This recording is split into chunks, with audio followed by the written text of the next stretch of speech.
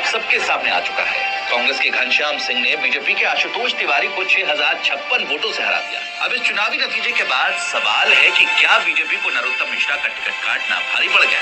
नमस्कार, मैं हूं मयंक उदेनिया और आज के मध्य प्रदेश एक्सप्लेनर में समझेंगे कि क्या ये सिर्फ उम्मीदवार बदलने की कीमत थी या फिर इसके पीछे कई बड़े राजनीतिक कारण छिपे हैं।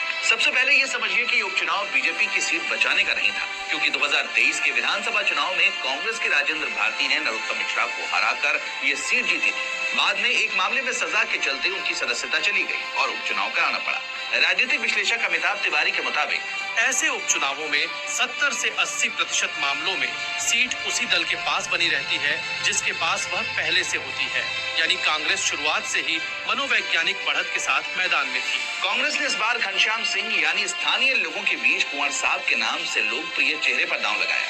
पार्टी कार्यकर्ता लंबे समय से उन्हें टिकट देने की मांग कर रहे थे। स्थानीय पकड़ और व्यक्तिगत नेटवर्क ने कांग्रेस को मजबूत बढ़त दिलाई, लेकिन सबसे ज्यादा चर्चा नरोत्तम मिश्रा का टिकट कटने की रही। स्थानीय पत्रकार रवि ठाकुर का कहना है, हार की वजह सिर्फ टिकट कटना नहीं था, बल्कि उसके बाद पार्टी अपने नाराज समर्थकों और प्रभावशाली स्थानीय नेटवर्क को पूरी तरह साथ नहीं जोड़ सकी। इसका सबसे बड़ा संकेत नरोत्तम मिश्रा के अपने बूथ नंबर 121 से मिला, जहां कांग्रेस बीजेपी से आगे रही। कांग्रेस अध्यक्ष जीतू पटवारी लगातार गांव-गांव पहुंचे और संगठन को सक्रिय रखा।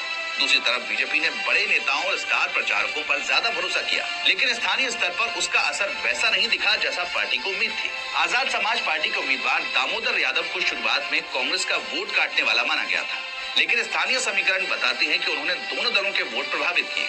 कुछ वोट कांग्रेस से खिसके तो कुछ बीजेपी के परंपरागत वोट बैंक में भी सेंध लगी। अब दतिया का नतीजा सिर्फ एक सीट का परिणाम नहीं माना जा रहा। इस चुनाव ने बीजेपी के सामने दो बड़े सवाल खड़े कर दिए। पहला, टिकट बदलने के बाद नाराज नेताओं और उनके समर्थकों को कैसे साधा जाए, और दूसरा ये कि क्या सिर्फ बड़े चेहरे चुनाव जिताने के लिए काफी हैं या मजबूत स्थानीय संगठन ज्यादा अहम है।